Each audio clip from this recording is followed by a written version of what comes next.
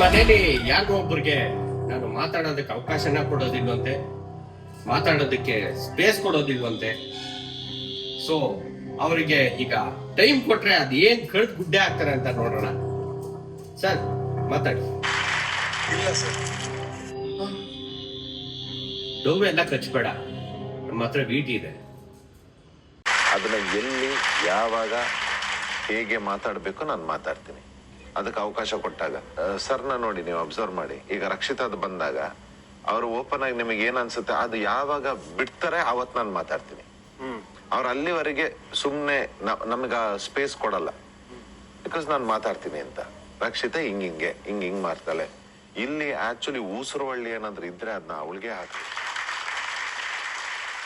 ಕಿಸ್ದಿದ್ ಸಾಕು, ಹೇಳು. ಮೊನ್ನೆ ಮೆಣಸಿನಕಾಯಿ ಗೇಮ್ ಅಲ್ಲಿ ಹೇಳಿದೀನಿ ಸರ್ ಎಲ್ಲ.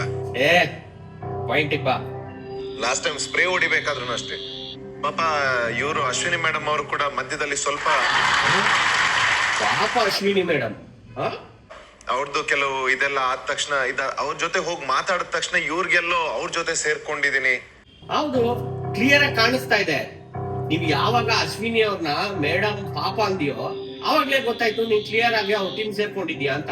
ನನಗೆ ಅಲ್ಲ, ಇಡೀ ಕರ್ನಾಟಕಕ್ಕೆ ಗೊತ್ತು ನೀನು ಅಶ್ವಿನಿ ಅವರ ಟೀಮ್ ಸೇರ್ಕೊಂಡಿದ್ಯಾ ಅಂತ. ಪರ್ಸನಲ್ ಅಟ್ಯಾಕ್ಗಳು ಪರ್ಸನಲ್ ತುಂಬಾ ಸ್ಟಾರ್ಟ್ ಆಗುತ್ತೆ ಸರ್ ಈ ಮನೆಯಲ್ಲಿ. ರೇ, ನಾವು 1000 ಅಬ್ಸರ್ವ್ ಮಾಡ್ತೀವಿ, ಅದನ್ನ ನಿಮ್ಮ ಹತ್ರ ಹೇಳಿಸ್ಕೋಬೇಕಾಗಿಲ್ಲ. ಅರ್ಥ ಆಯ್ತಾ? Take a break.